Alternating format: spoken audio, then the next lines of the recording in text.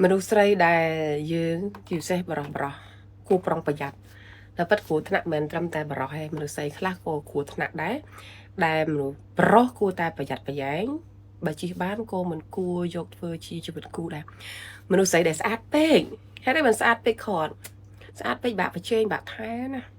គេក៏ចង់បានយើងក៏ចង់បានណាអញ្ចឹងគាត់មានជំរឿច្រើន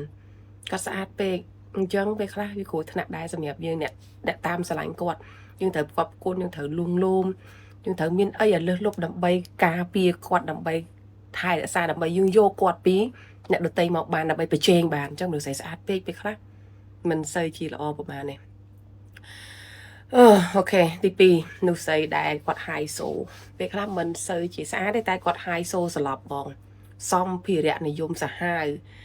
សង្គមអ្នកហាយសូជាន់ខ្ពស់មានអីគាត់មាននឹងដែរហើយគាត់ហ៊ានធ្វើគ្រប់យ៉ាងដើម្បីឲ្យខ្លួនឯងបានហាយសូឲ្យលយក្នុងសង្គមប៉ុន្តែប្រហោងក្នុងទេអត់មានអីឲ្យប្រកាសទេគាត់អាចហ៊ានទៅខ្ចីគេខ្ចីឯងចងការគេឯងសពគ្រប់បែបយ៉ាងយកមកទិញសម្លៀកបំពាក់មកទិញកាបូបស្បែកជើងមើលទៅហាយសូមែនទែនដែលយើងជាមនុស្សប្រុសដេញចាប់គាត់អត់តន់ណាអាហ្នឹងគឺជាចំណុចគ្រោះថ្នាក់មួយចំណុចទី3មនុស្សស្រីដែលដើររីមុនស្នេហ៍គ្រប់មនុស្សប្រុសអាហ្នឹងក៏មានដែរអាហ្នឹងក៏ប្រយ័ត្នប្រយែងដែរគឺស្អីប្រភេទហ្នឹងគ្រោះថ្នាក់ដែរវាព្រោះអីគាត់មិនសូវខ្វាយខ្វល់ពីអារម្មណ៍មនុស្សចេតនាស្នេហាស្មោះស្ម័គ្រអីប្រហែលទេគាត់មើលណាតំណងគាត់ដេញចាប់ចឹងទៅគាត់ចាប់បានឲ្យផលប្រយោជន៍គាត់ណាគាត់ចាត់ទុកតែតំណងស្នេហាហ្នឹងគឺជាហ្គេមមួយរបស់គាត់ហើយគាត់អាងណាគាត់ដើររីមុនស្នេហ៍ជាមួយនឹងមនុស្សប្រុសគ្រប់គ្នាអាហ្នឹងក៏គ្រោះថ្នាក់ដែរមនុស្សប្រុសបើមុននឹងយកគាត់ធ្វើជាភរិយាត្រូវពិចារណាហងហើយចំណុចចុងក្រោយត្រូវស៊ើបប្រវត្តិមួយទៀតគាត់លបែងអត់ណែស្មើឥឡូវលបែងមិនតទៅអង្គុយនៅវងលបែងទេតែតាមទូរស័ព្ទដៃបងបរោះមួយចំនួនដឹងស្រាប់ហើយអនឡាញជាច្រើនណាក៏ទុយលេខឆ្នោតឡូតូចាក់បាល់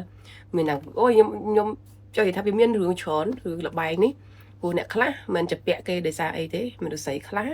គឺគាត់ប្រឡូកនៅក្នុងសង្គមនឹងវាខ្លាំងពេកទៅគាត់ដើរជាមួយក្រុមមួយចំនួនទៅ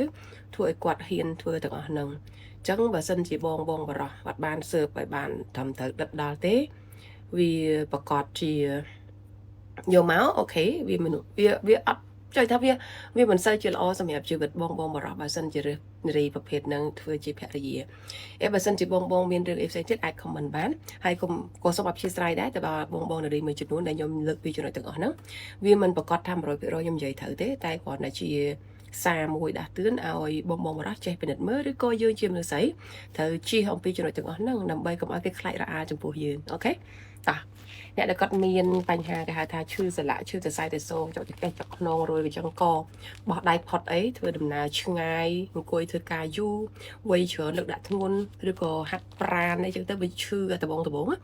យកកៅអីស៊ីធម្មជាតិបាត់កន្លែងដែលយើងឈឺចុកចាប់វាជួយសម្រួលការឈឺចាប់របស់យើងហើយវាងុំបាន24ម៉ោងវាអត់បង្កបញ្ហាលាក់ស៊ីស្បែកទេតម្លៃ promotion មែនទែនតម្លៃពេញ$8ក្នុងមួយប្រអប់បាន10ប្រទេសនេះប៉ុន្តែបងប្អូនទិញចាប់ពី4ប្រអប់ឡើងទៅបញ្ចុះតម្លៃសល់ត្រឹមតែ$16 free សេវាដឹកជញ្ជូន25រាជធានីខេត្ត